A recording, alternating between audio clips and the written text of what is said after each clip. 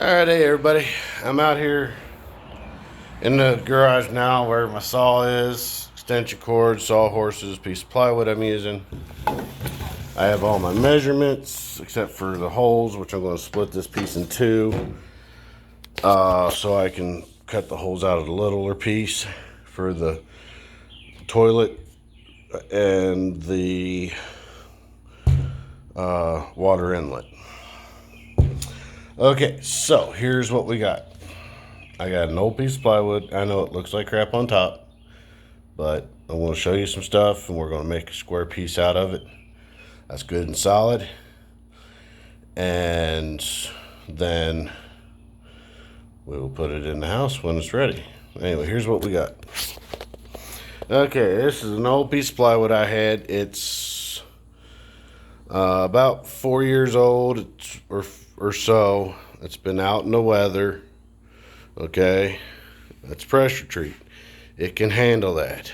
But look at the shape it's been in. Okay, it used to set when that truck was parked because the motor used to set across the bed to help keep my tools dry. That didn't work.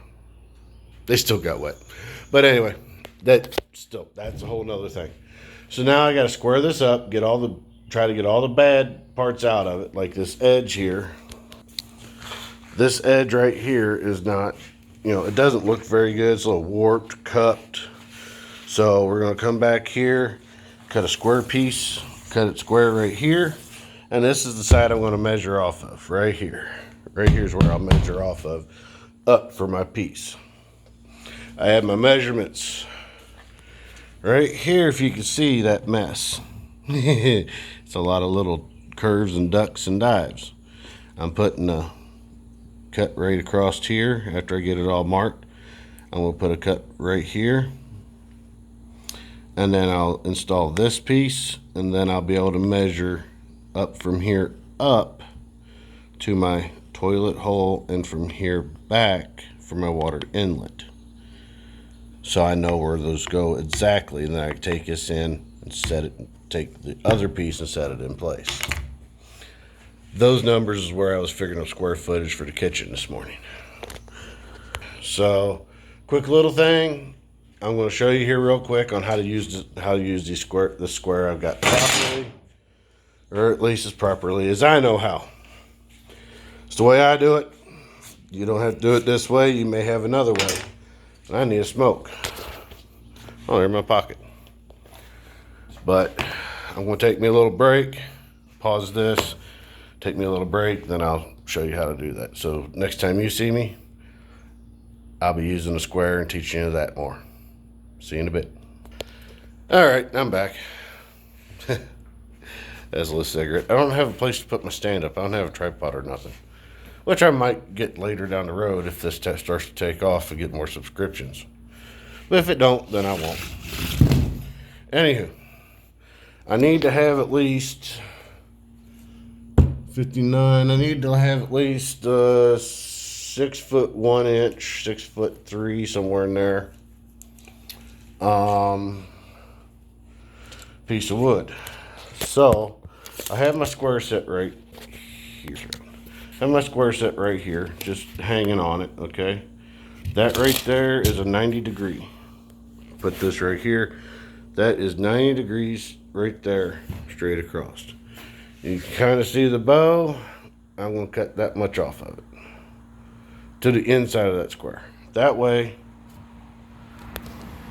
I know I have good material to work with in the start. But something we have to figure out is that going to be leave me enough material to do what I need? Let's find out.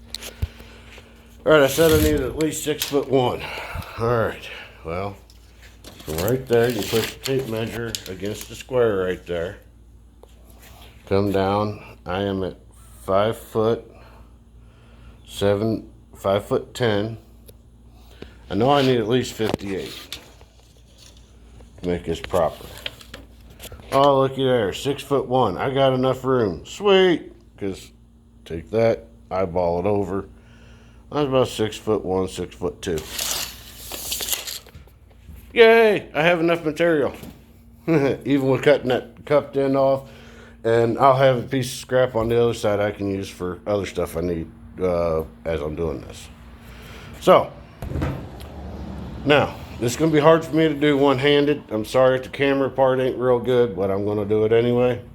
I'm going to try the best of my ability. And here's how I'm going to do it. I'll show you. All right, this square, I need to have a line to cut right through there with my skill saw or circular saw. So, take this edge, you put it right here, like so. All right, you see, no gap, no gap, no gap. Okay, so what I'm going to do, because I'm one-handed, is I'm going to put my hip right there to hold it, see? And then one-handed, there's a little bit of gap. You can fix that. There. So now, you just take your pencil, you put your mark. Do it lightly, darkly, don't matter. Right there, and then back. All right. Now, that pencil should overlap each other pretty well the whole way. And it does. It's could have been the angle of my pencil too. So right there's a mark. So now, come around here to the other side. And of course the square's not enough because this is a 24, this is a 48-inch wide piece of lumber. But I'm losing 1.5 inches. So what I gotta do, what you do then, is you take your square here, run it up to the line just like so. You can use the outside, inside, don't matter. Put it there at the line.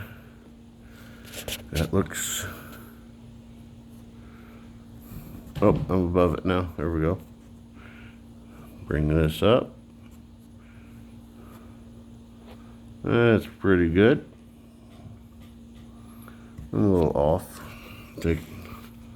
Tap it just a touch there like so.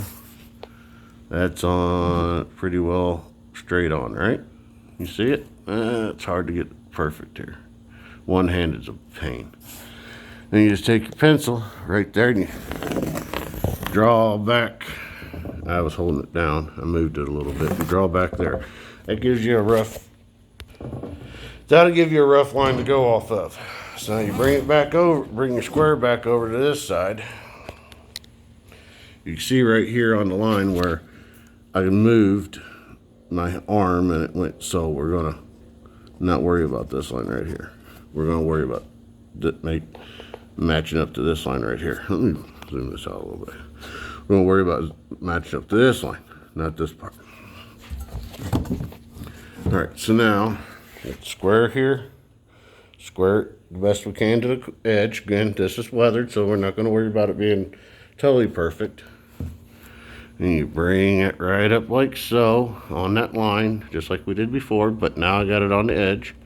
That looks pretty good to me. So I'm gonna hold it down here with this hand. And switch hands here.